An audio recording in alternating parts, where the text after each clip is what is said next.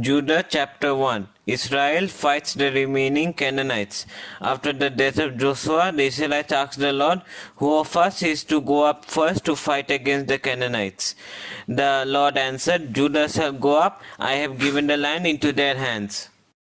The men of Judah then said to the Simeonites, their fellow Israelites, "Come up with us into the territory allotted to us to fight against the Canaanites. We in turn will go with you into yours." So the Simeonites went with them.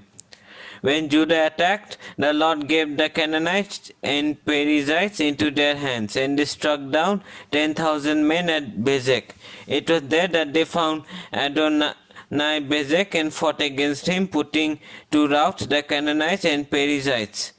Adonai-Bezek fled, but they chased him and caught him and cut off his thumbs and big toes. Then Adoni-Bezek said, 70 kings with their thumbs and big toes cut off have picked up scraps under my table. Now God has paid me back for what I did to them. They brought him to Jerusalem and he died there. The men of Judah attacked Jerusalem and took it. They put the city to the sword and set it on fire. After that, Judah went down to fight against the Canaanites living in the hill country, the Negev and the western foothills. They advanced against the Canaanites living in Hebron, formerly called Kiriath Arba, and defeated Sheshai, Ahiman, and Talmai. From there they advanced against the people living in Debir, formerly called Kiriath Sefer, and Caleb said, "I will give my daughter Aksa in marriage to the man who attacks and captures Kiriath Sefer." Othniel, son of Kenaz, Caleb's younger brother, took it, so Caleb gave his daughter Aksa to him in marriage. One day when she came to Othniel, she urged him to ask her father for a field. When she got off her donkey, Caleb asked her, "What can I do for you?" She replied, "Do me a special favor. Since you have given me land in the Negev, give me also springs of water." So Caleb gave her the upper and lower springs.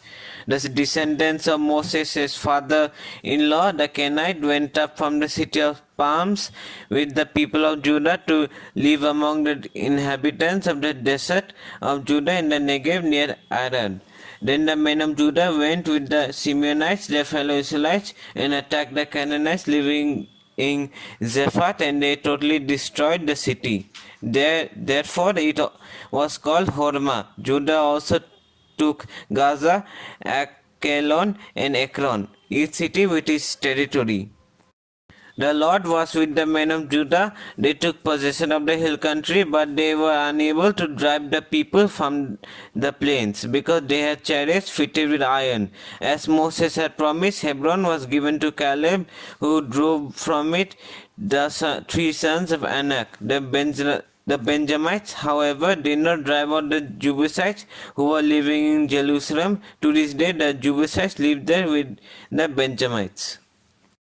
Now the house of Joseph attacked Bethel, and the Lord was with them. When they sent men to spy out Bethel, formerly called Luz, the spies saw a man coming out of the city, and they said to him, "Show us how to get into the city, and we will see that you are treated well." So he showed them, and they put the city to the sword, but spared the man and his whole family. He then went to the land of the Hittites, where he built a city and called it Luz, which is its name to this day. But Manasseh did not drive out the people of Bethsan or Tanas or Dod or Iblim or Megiddo and their surrounding settlements, for the Canaanites were determined to live in that land. When Israel became strong, they pressed the Canaanites into forced labor, but never drove them out completely.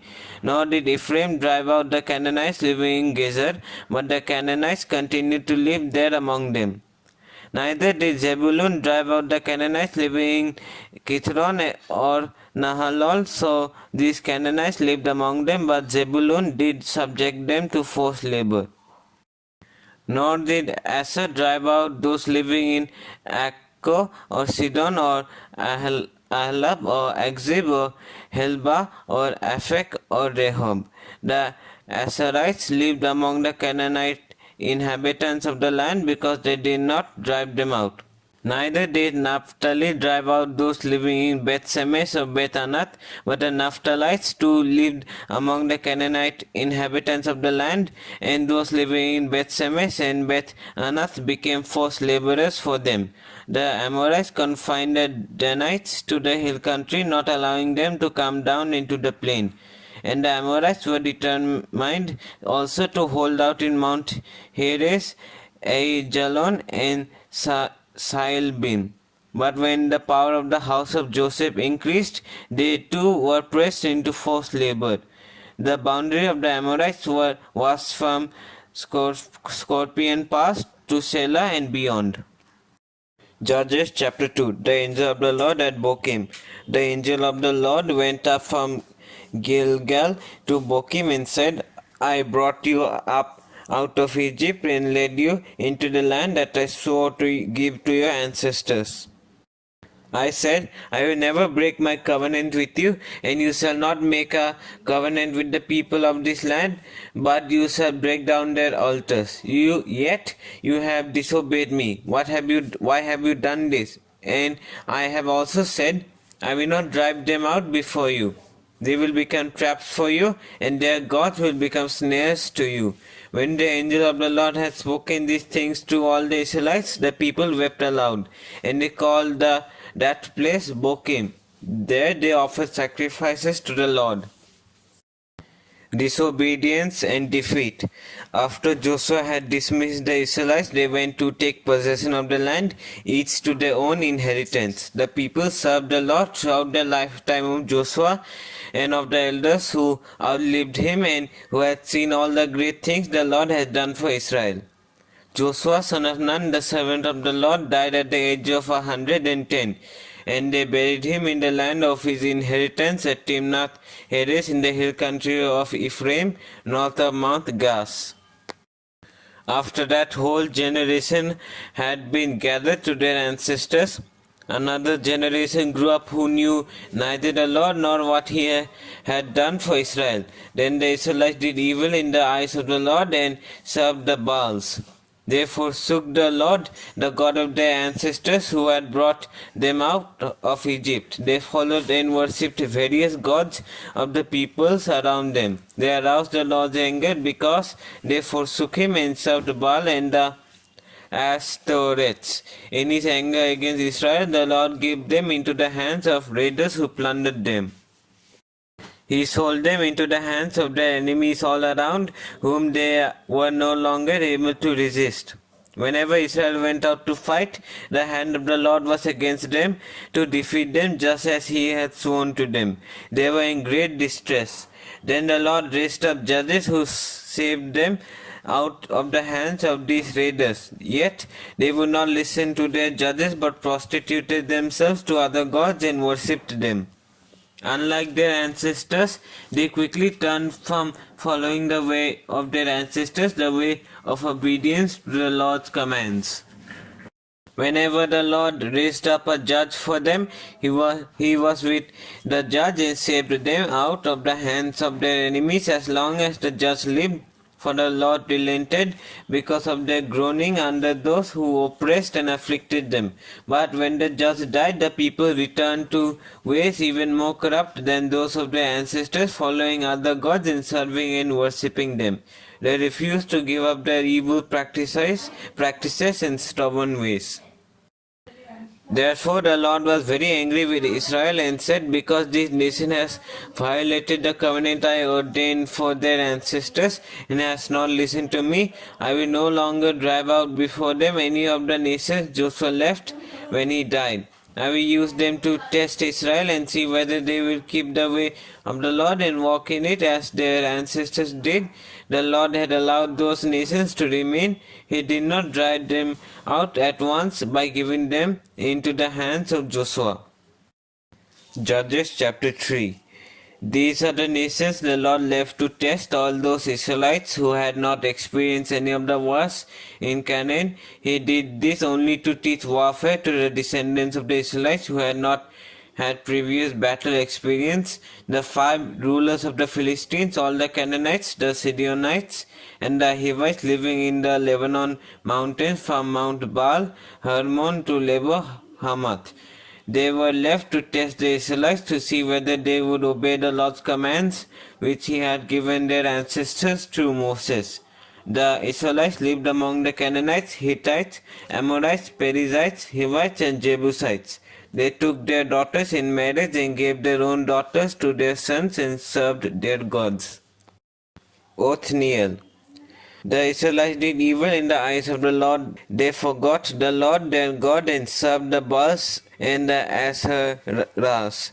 The anger of the Lord burned against Israel so that he sold them into the hands of the Cusan Rishathaim king of Aram Naharaim, to whom the Israelites were subject for 8 years. But when they cried out to the Lord, he raised up for them a deliverer, Othniel son of Kenaz, Caleb's younger brother, who saved them. The Spirit of the Lord came on him so that he became Israel's judge and went to war.